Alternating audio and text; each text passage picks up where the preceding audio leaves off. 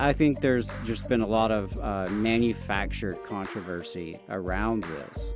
And that's one of the most frustrating things is how much of this seems to be, manufactured. Which side are you on? Which side are you on?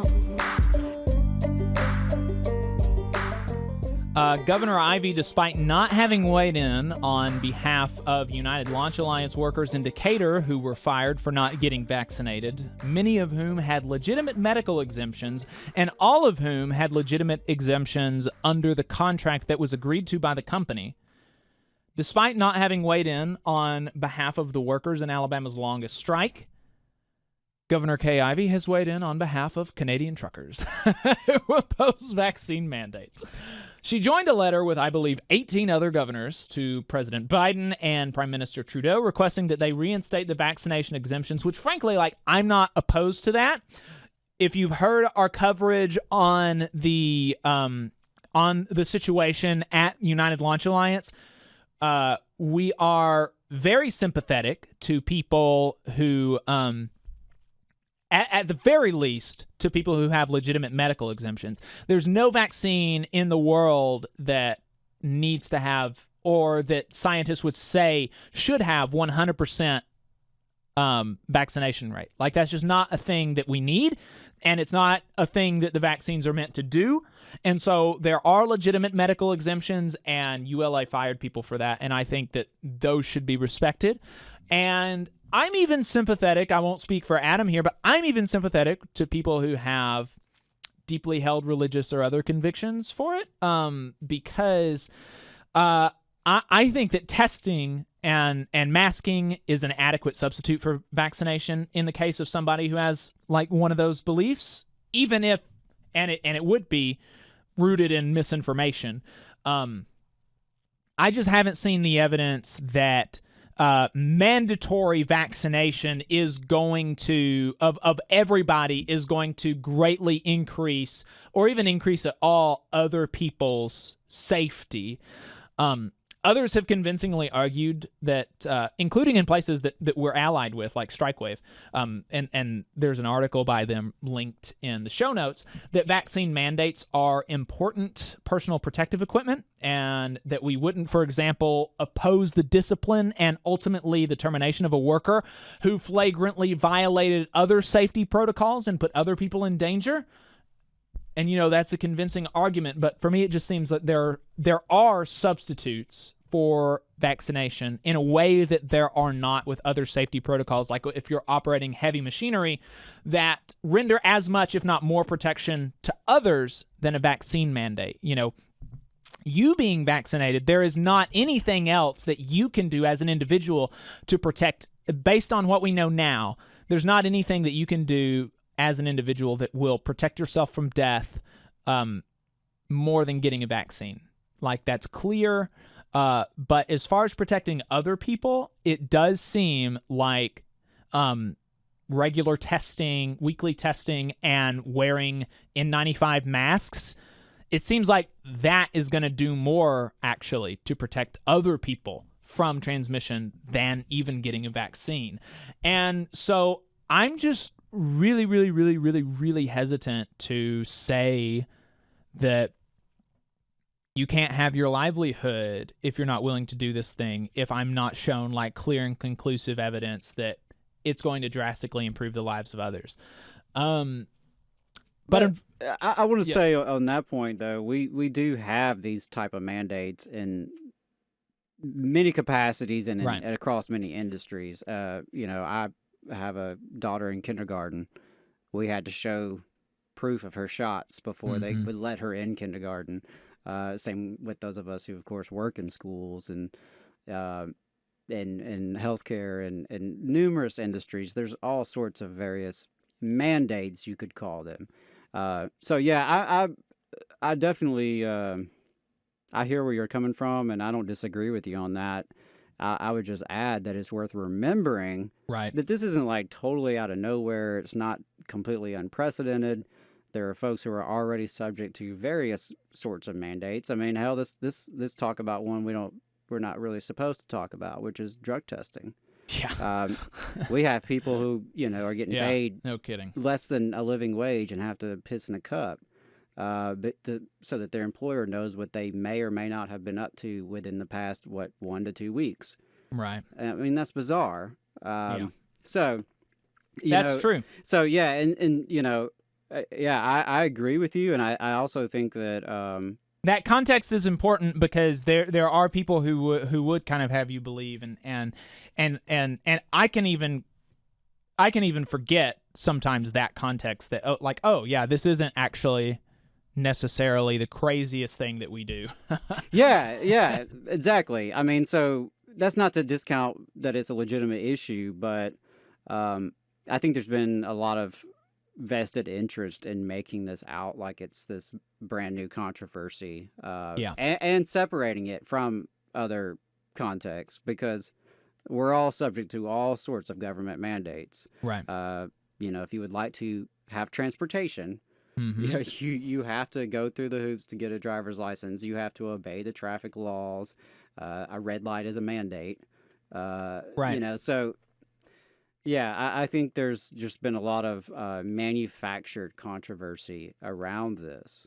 And that's one of the most frustrating things, is how much of this seems to be, manufactured. Let's just get people riled up and pissed off and arguing over this, as Right. opposed to, and I heard a little bit about this from Professor Richard Wolff recently on Economic Update, and he talked about how much of the focus has been really absorbed by the mandate controversy, Mm-hmm. setting aside the ways in which the pandemic response itself was totally bungled by Right. multiple levels of government and by most, if not all, employers, just about. And it has sort of erased some of that, I think, from our memory.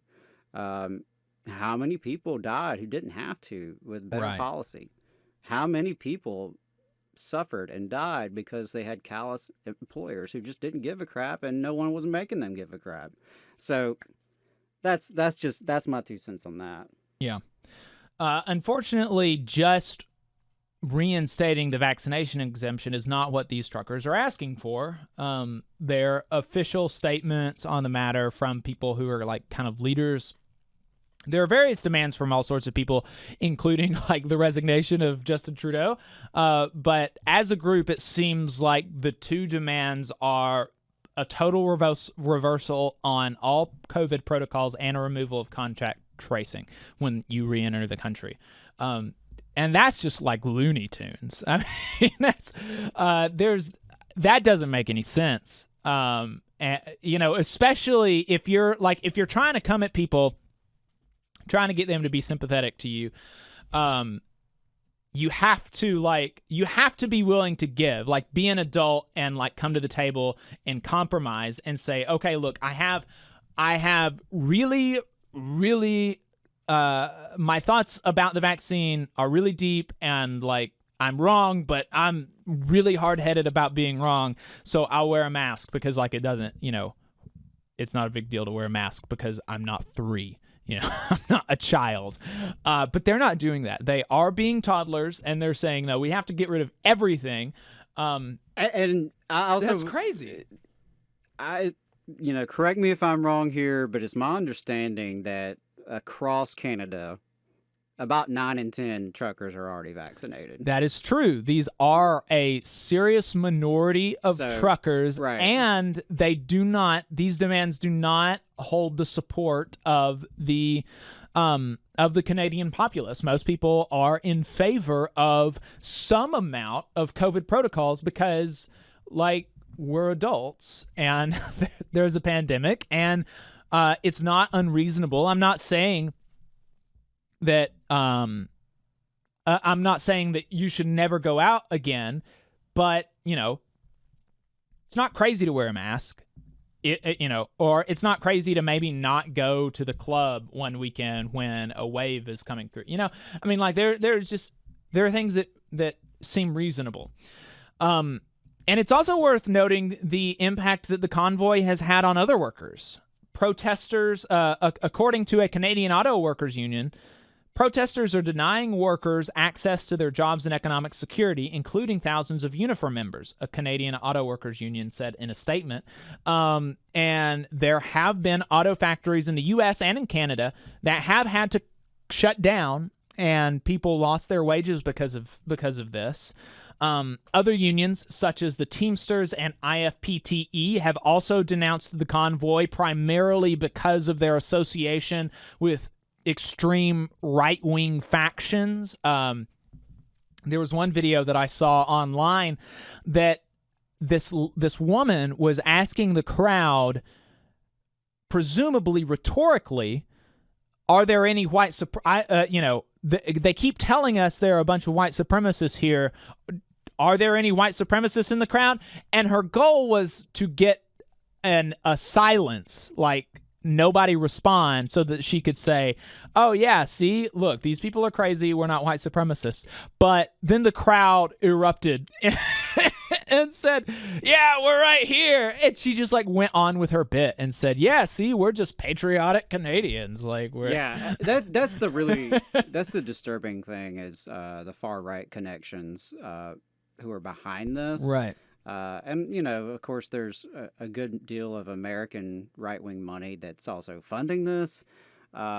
So, yeah, folks who are flying swastikas, they're not on my side. Confederate flags in Canada? Yeah, they're not on my side. Yeah. I'm not on their side. Interestingly enough, in our conversation with Yaffe, he mentioned something about more or less he supports the content but not the tactics, and if anything, I'm probably the opposite. Yeah, the tactics are based, but the contents are wacky. I mean, because, I'm certainly sympathetic to what the auto workers union is saying, that these folks are blocking us from getting to work. But you could say the same about Black Lives Matter protest and protests more on our side, so to speak. You could say that about picket lines blocking scabs from crossing the line. So, I see where that argument can be used in multiple ways. The tactics themselves, I think, are tactics divorced from what their goals are. Is maybe not that relevant, because in this case, I don't think they entirely know what they're for.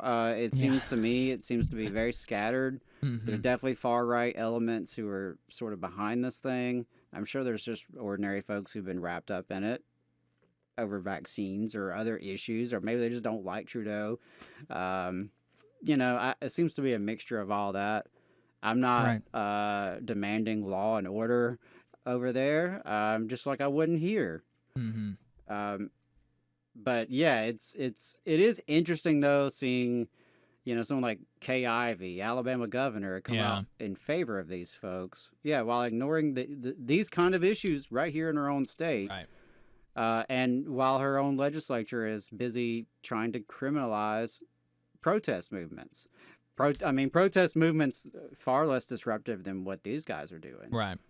Yeah, and you mentioned law and order. The way in the Canadian government is responding now after weeks of totally letting them go. And the cops taking selfies with the demonstrators and hanging out with them. After weeks of this, they have issued unilateral authority to the banks to freeze protesters' account without a warrant, without investigation, and with complete immunity to the banks should they accidentally freeze the account of the wrong person. That's insane. Yeah. That's crazy. That's that is that's insane. I would be less scared of the cops marching in and arresting these people. Freezing your bank accounts without a warrant and with total immunity to the institutions, that's crazy. That's insane. And if they're willing to use it against this, probably course. Mostly astroturfed right-wing demonstration, we already know it's going to be used against indigenous pipeline protesters and against criminal justice protesters. It's going to be directed at the other side. Yeah. So those are some of our thoughts. As you can see, we're not, we're partially because this isn't even in our country, much less our state. We're not super solid on, but those are some of our initial thoughts. In other trucker news, though, there's a huge strike by hundreds of truckers in the Seattle area that is not getting nearly the attention that the anti-vaxxers in Canada have. They've been on strike now for a few months. Teamsters Local 174, I believe. They've been on strike for a few months, mainly over retiree health care. And here's the catch in the negotiations. The workers want to save retirees $6,000 a year out of their own pay.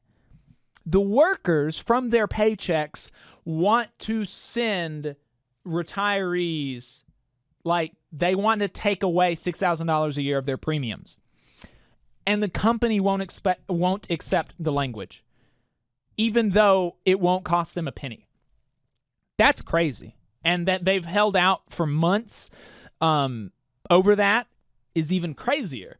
But because of the juxtaposition here, it's worth noting a couple differences between this and the Canadian trucker convoy.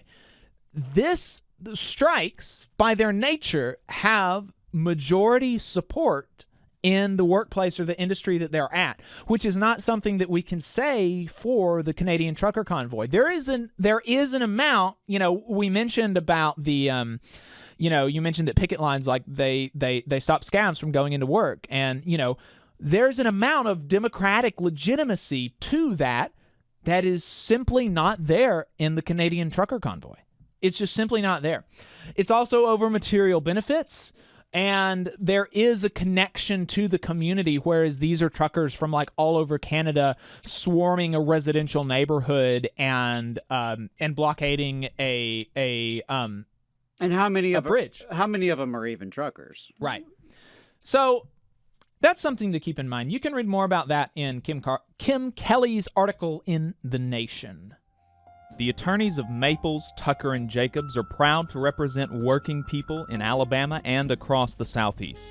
They have over 100 years of experience representing injured workers in workers' compensation, personal injury, and disability claims.